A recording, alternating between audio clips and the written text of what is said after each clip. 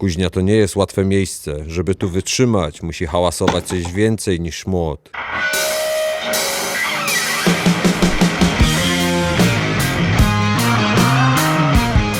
Tu jest ogień, pył, iskry i dym. Dlatego u mnie w tle zawsze leci mocne brzmienie.